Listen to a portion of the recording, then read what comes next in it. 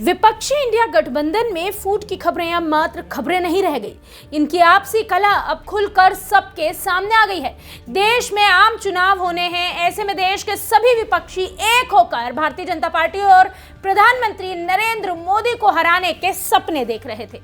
लेकिन इनका यह सपना चुनाव के पहले ही टूटता नजर आ रहा है, क्योंकि बीजेपी से तो ये चुनाव में लड़ते, लेकिन फिलहाल आपस में ही लड़ भिड़ रहे हैं। कांग्रेस ने आज इंडिया अलायंस की एक अहम बैठक बुलाई थी। इस वर्चुअल बैठक से ममता बनर्जी, अखिलेश यादव और उद्धव ठाकरे ने दूरियां बनाए रखी।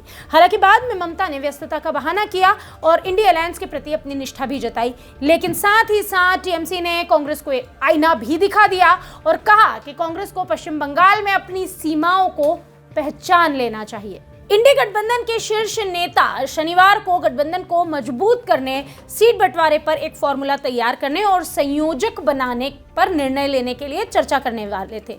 इसके पहले ही इस तरह की एक नाकामयाब कोशिश कर चुके थे। ये इनकी दूसरी कोशिश थी जो नाकामयाब ही रही, क्योंकि आज नीतीश ने संयोजक बनने से इनकार कर दिया, वहीं ममता बनर्जी, अखिलेश यादव और उद्धव ठाकरे इसमें शामिल ही नहीं हुए। अब इस मामले में टीएमसी और कांग्रेस में जमकर जुबानी जंग चल रही है। एक तरफ तो टीएमसी के नेता कांग्रेस को कोस रहे हैं, तो वहीं कांग्रेस के अधीर रंजन चौधरी भी टीएमसी पर निशाना साध रहे हैं और ममता बनर्जी को ऊल जुलूल कह रहे हैं। टीएमसी के एक सांसद ने इसी बीच में गठबंधन के प्रति पार्टी के समर्पण पर जोर दिया। उन्होंने कहा, हम इंडिया गठबंधन के लिए प्रतिबद्ध हैं और भारतीय जनता पार्टी को हराने के लिए मिलकर काम करना चाहते हैं, लेकिन हम ईमानदारी से चाहते हैं कि कांग्रेस नेतृत्व अपनी पश्चिम बंगाल इकाई की सीमाओं और कमजोरियों को स्वीकार करे। हमें टीएमसी को राज्य में लड़ाई का नेतृत्व करने दे। टीएमसी ने ममता बनर्जी के इस डिजिटल बैठक में शामिल नहीं हो पाने के मामले में कहा कि पहले ही बता दिया था ममता बनर्जी शामिल नहीं हो पाएगी।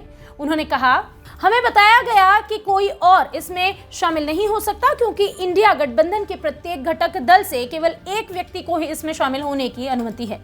बता दें, टीएमसी ने अपने पूर्व रुख का हवाला देते हुए आगामी लोकसभा चुनावों के लिए सीट बंटवारे पर कांग्रेस की राष्ट्रीय गठबंधन समिति के साथ बैठकों में प्रतिनिधियों को भेजने से इनकार कर दिया था, जिसके बारे में उसने कांग्रेस को बता दिया था। टीएमसी ने 2019 के लोकसभा चुनाव के नतीजे के आधार पर कांग्रेस को पश्चिम बंगाल में 2 सीटों की पेशकश की। हालांकि कांग्रेस ने इस प्रस्ताव को नामंजूरी दे दी। कांग्रेस इससे खुश नहीं है, यहां तक कि कांग्रेस ने भीख नहीं मांगने जैसे बयान तक दे डाले। इन दिनों टीएमसी लोकसभा पार्टी के नेता सुदीप बंदोपाध्याय ने कांग्रेस के साथ सहयोग करने की पार्टी की इच्छा का संकेत दिया, लेकिन कहा कि अगर बातचीत विफल रही तो पार्टी अकेले चुनाव लड़ेगी। हाल ही में प्रदेश कांग्रेस अध्यक्ष और लोकसभा में पार्टी के नेता अधीर रंजन चौधरी ने कहा कि उनकी पार्टी टीएमसी से सीटों की भीख नहीं मांगेगी। चौधरी टीएमसी के मुखर आलोचक हैं। इस मामले में सूत्रों का कहना है कि टीएमसी राज्य के कुल 42 लोकसभा सीटों में कांग्रेस के साथ सिर्फ 3 या 4 ही सीटों को शेयर कर सकती है, और इस पर भी वो अभी विचार करेगी, क्योंकि अभी उसने सिर्फ 2 ही सीटों की पेशकश की है। अब हम आपको ले चलते हैं 2019 के चुनाव में, क्योंकि यहाँ टीएमसी को 22 सीटें मिली थी, तो वहीं कांग्रेस मात्र 2 पर सिमट गई थी, जबकि भारतीय जनता पार्टी ने राज्य में 18 सीटों पर जीत दर्ज कराई थी। पिछले साल नवंबर में पश्चिम बंगाल में टीएमसी, कांग्रेस और वाम दलों के बीच गठबंधन के लिए बनर्जी ने एक प्रस्ताव दिया था, ममता बनर्जी ने, लेकिन मार्क्सवादी कम्युनिस्ट पार्टी यानी कि माकपा ने इस प्रस्ताव को तुरंत ही खारिज कर दिया और कांग्रेस के कुछ नेताओं ने इसकी आलोचना भी की थी। लेकिन कुछ दिनों बाद बनर्जी ने दोनों पार्टियों पर भाजपा के साथ जाने का आरोप लगा दिया और कहा कि टीएमसी पश्चिम बंगाल में भाजपा का मुकाबला अकेले ही करेगी। बहरहाल, इसके पहले टीएमसी 3 बार कांग्रेस के साथ गठबंधन कर चुकी है। जैसे 2001 विधानसभा चुनाव की बात करें, 2009 लोकसभा चुनाव और 2011 में विधानसभा चुनावों में।